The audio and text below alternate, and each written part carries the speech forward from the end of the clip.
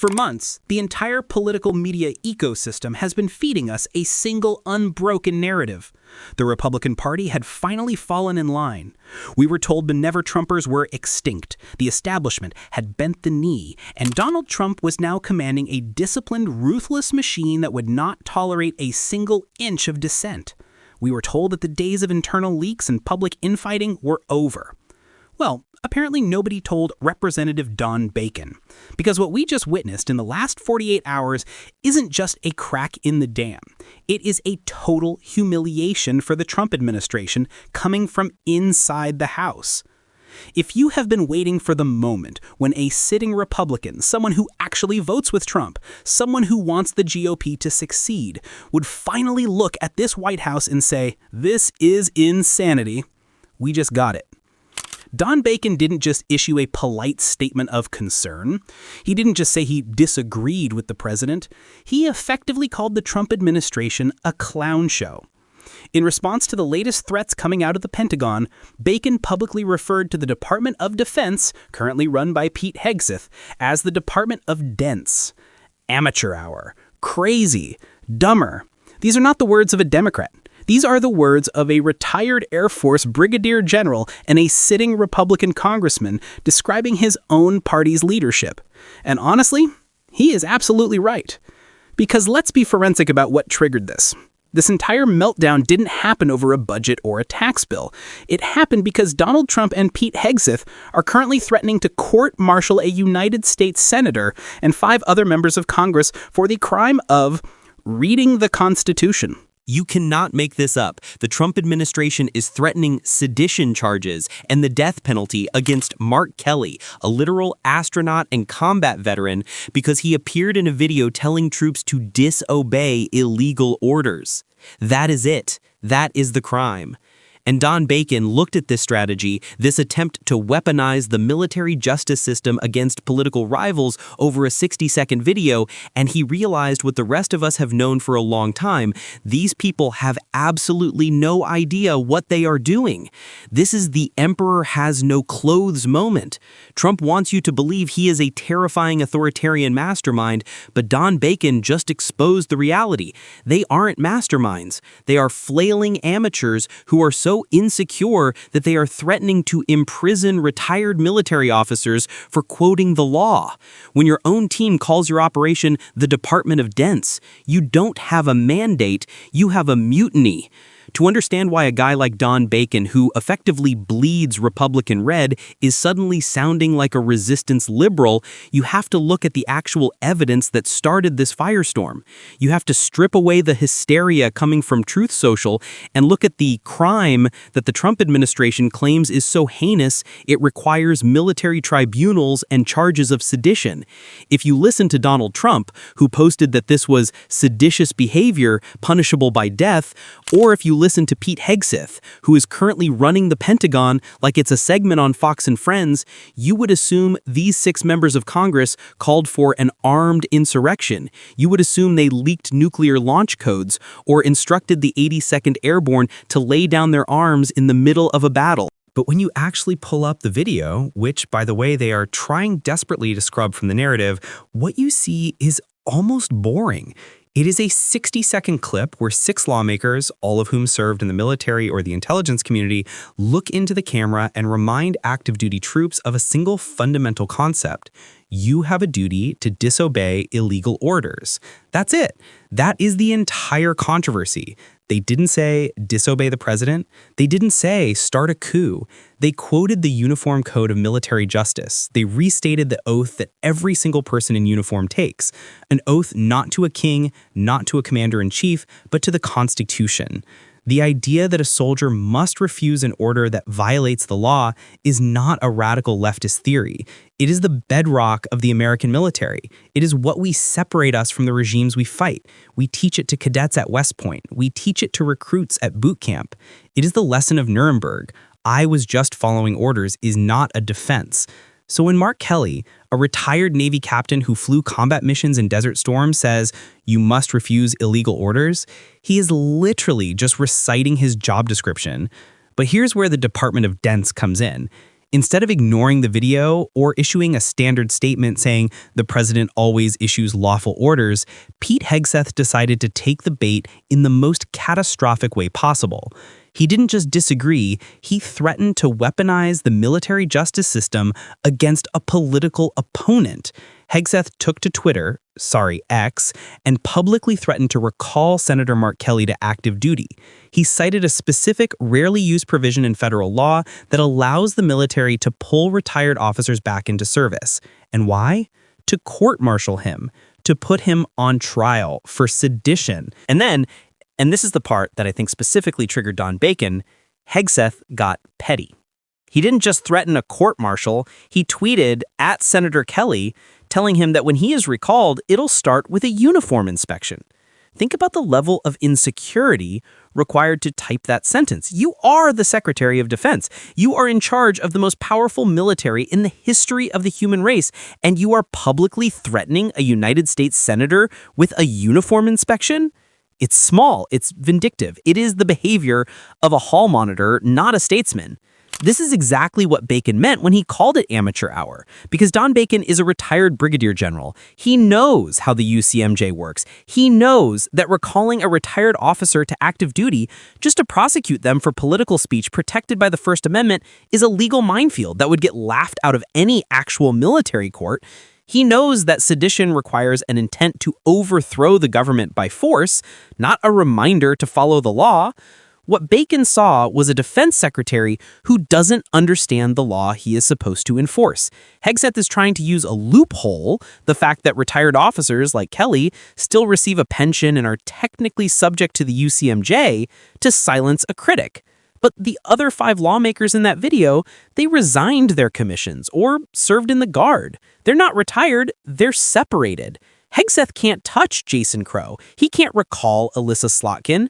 So he singled out Mark Kelly, not because Kelly did anything different, but because Kelly is the only one he could threaten. It is selective prosecution in its purest form. It is the definition of weaponizing the government. And for a guy like Bacon, who spent 30 years in the Air Force adhering to the chain of command, seeing the Pentagon reduced to a tool for personal vendettas was clearly too much to stomach. Let's be extremely clear about the hypocrisy here, because it is staggering. We are talking about an administration led by Donald Trump, a man who has publicly called for the termination of the Constitution when things don't go his way, a man who has attacked Gold Star families, mocked prisoners of war, and called his own generals traitors when they refused to break the law for him. When Trump calls General Mark Milley a traitor and suggests he should be executed, which he actually did, Hegseth doesn't threaten to recall Trump or investigate him for sedition. When Trump supporters stormed the Capitol to stop the certification of an election, Hegseth defended them. But when Mark Kelly says follow the law, suddenly the Pentagon is ready to mobilize. The Department of Defense comment wasn't just an insult, it was a diagnosis. Bacon is telling us that the people currently in charge are not serious people. They don't understand the gravity of the power they hold. They think the UCMJ is a toy they can use to punish people who are mean to them on the internet. And frankly, it proves that they are terrified. They are terrified that the military takes its oath to the Constitution more seriously than its loyalty to Donald Trump. And they should be. But wait, because if you think this is just about one tweet or one retired astronaut, you are missing the forest from the trees. This isn't an isolated incident of incompetence. It is a feature, not a bug. If we zoom out from the Department of Defense comments, we start to see exactly why Don Bacon and a growing number of institutional Republicans are actually panicking. They know that Pete Hegseth wasn't hired because he's a brilliant strategist. He wasn't hired because he has a deep understanding of logistics or global alliances. He was hired for one specific reason: purge. Look at what has happened in just the last few weeks. This administration didn't just go after Mark Kelly. That was the sideshow. The main event was the firing of General C.Q. Brown, the chairman of the Joint Chiefs of Staff. They fired the chief of naval operations. But most importantly, this is the detail that should send a chill down your spine. They fired the judge advocates general, the top lawyers in the military. They are the ones who sit in the room when a commander asks, "Can we do this?" and say, "No, sir, that violates the Geneva Convention," or "No, Mr. President, that is an illegal order." Why would you fire the lawyers? There is only one reason you fire the people whose job it is to tell you what the law is: because you are planning to break the law. This is the tell. The Trump administration knows that their agenda, mass deportations using the military, deploying troops against domestic protesters, potentially invoking the Insurrection Act on day one, violates current federal law. They know that any competent JAG officer would look at those orders and say, "I cannot authorize this."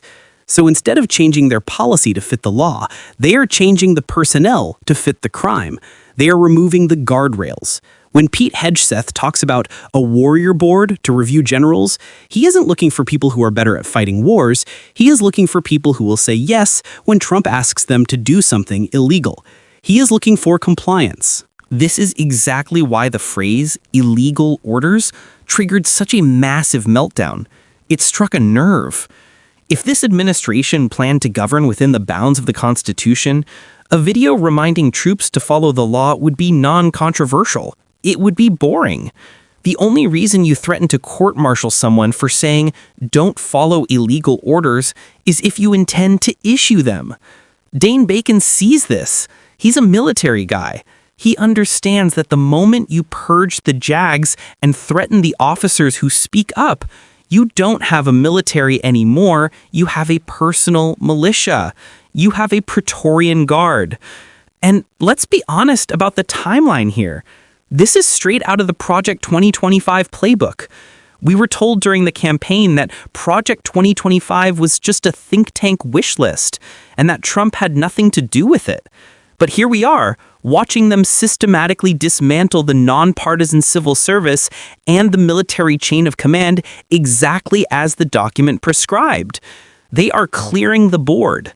The Department of Defense isn't just incompetent, it is malicious. They are systematically removing anyone who might hesitate. And that is why Bacon's revolt is so significant. He isn't just reacting to a bad policy, he's reacting to the dismantling of the institution he spent his life serving. He realizes that the loyalty tests aren't stopping at the cabinet level. They're coming for the generals, they're coming for the colonels, and eventually they're coming for anyone who thinks the Constitution matters more than the ego of one man. If you are still tempted to dismiss this as just another week of chaotic headlines, or if you think Amateur Hour is just a funny soundbite from a frustrated Republican, you need to understand where this road actually ends. Because when you combine the purge of the military's legal leadership with the threats against Mark Kelly, and then you layer on the newest, most terrifying reports coming out of the Pentagon, the picture that emerges isn't just incompetence. It is the dismantling of the rule of law in real time. We have to talk about the why. Why go to such extraordinary lengths to threaten a retired Navy captain? Why fire the judge advocate generals? Why risk a political civil war with your own party just to silence a 60-second video about the Constitution? The answer is terrifyingly simple. You only remove the brakes if you are planning to drive off a cliff. We are already seeing what happens when those brakes are cut. Just days after Don Bacon made his Department of Defense comments, we got a glimpse of what Amateur Hour looks like when it involves actual human lives. We are now seeing reports, credible reports, that lawmakers from both parties are investigating that Pete Hegseth may have issued verbal orders to kill everybody and target survivors during military strikes on drug vessels. Let me repeat that because it sounds like fiction. We are talking about allegations that the Secretary of Defense, the man who threatened to court-martial Mark Kelly for a uniform inspection, may have ordered the execution of survivors at sea. This is what happens when you purge the JAGs. This is what happens when you fire the generals who tell you no. You end up with a chain of command that thinks the Geneva Convention is a suggestion and that total war applies to drug interdiction. Don Bacon, to his credit, looked at these reports and said that if true, it would be a, quote, clear violation of the law of war. But here is the nightmare scenario. Who is left to stop it? If Pete Hegseth can fire the lawyers who would normally prosecute a war crime, and if he can threaten to imprison the senators who would normally investigate it, then the system of checks and balances is dead. We are looking at a future where the U.S. military is no longer an apolitical defender of the Constitution, but a personal enforcement arm for a president who has already told us he wants to be a dictator on day one. Think about the precedent being set right now with Mark Kelly. If they succeed in recalling him to active duty, or even if they just drag him through a sham investigation, they have effectively nullified the separation of powers. They are sending a message to every single retired general, admiral, and officer. If you speak out against us, we own you. We can pull you back in, we can strip your pension, we can put you in the brig. Do you think they will stop with Mark Kelly? What about General Mattis? What about General Kelly? What about any officer who refuses an order to deploy troops into American cities to round up migrants? The seditious sixth threat isn't about 6 people. It is a warning shot to the entire officer corps. Get in line or we will destroy you. And this brings us to the terrifying reality of the future. The Trump administration has made it clear that they intend to use the military for domestic enforcement. They want to use troops for mass deportations. They have flirted with the idea of using the Insurrection Act to crush protests. The only thing standing between that dystopian vision and reality is the Uniform Code of Military Justice, and the officers sworn to uphold it. That is why they are attacking the JAGs. That is why they are attacking Mark Kelly. They are trying to break the spine of the military's legal and ethical code, so that when the order comes to deploy the 101st Airborne into Chicago or New York, there is nobody left to say, illegal order. This is why Don Bacon's revolt matters. It's not because he's a hero of the resistance, it's because he is the canary in the coal mine. When the Law and Order Party starts panicking about the violation of the laws of war, you know we have crossed a Rubicon. We're watching a stress test of American democracy that we have never seen before. The guardrails are bending, the warning lights are flashing, and the people in charge are trying to cut the wires so we can't see the crash coming. So what do? We do exactly what Mark Kelly did. We hold the line. We don't get intimidated by uniform inspections or all-caps tweets. We recognize that their panic is a sign of weakness, not strength. They are lashing out because they know their agenda is illegal, unpopular, and un-American. The Department of Defense might be running the show for now, but they haven't broken the system yet. Not as long as we keep watching, keep reporting, and keep refusing to accept amateur hour as the new normal.